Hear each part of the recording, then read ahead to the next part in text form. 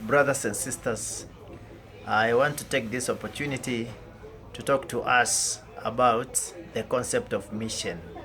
And I will start by saying that the triune God is a missionary God.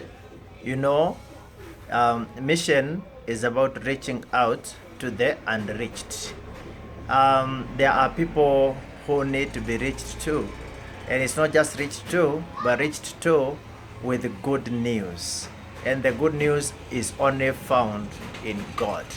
When God found that the work that he was doing was not succeeding, he sent his son, Jesus Christ, to come and be the missionary in this world.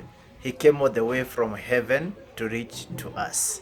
And after we have been reached to, we also need to take an initiative to go out and reach others who are not reached.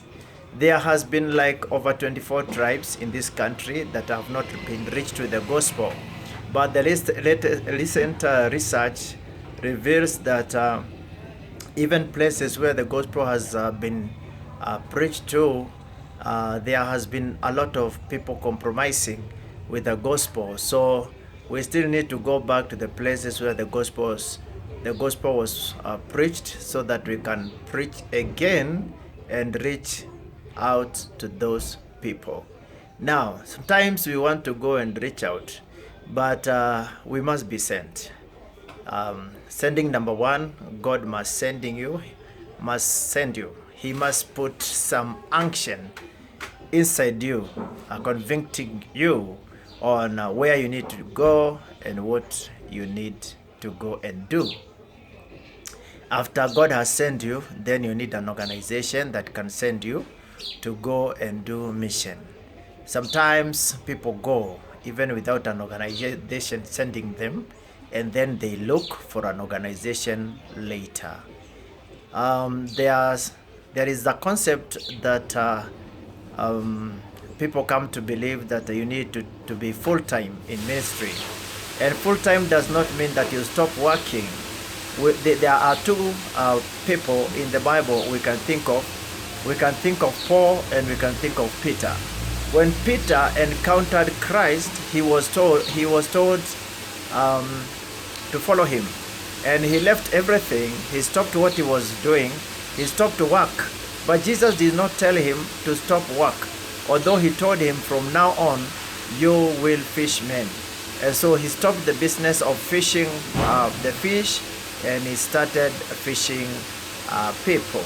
But there is Paul, who was doing tents. He was working, doing tents. And he was working because he did not have a source of income.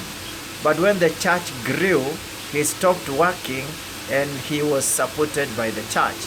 Whenever we do churches, whenever we want to plant a church in a new place, there are various strategies, but the most important thing is the objective.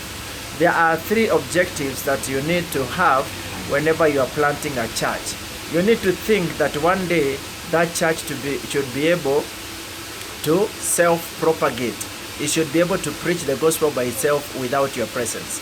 Number two, it should be able to do self-administration.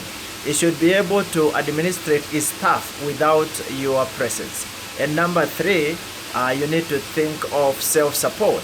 The church needs to get to a point where it can do self-support.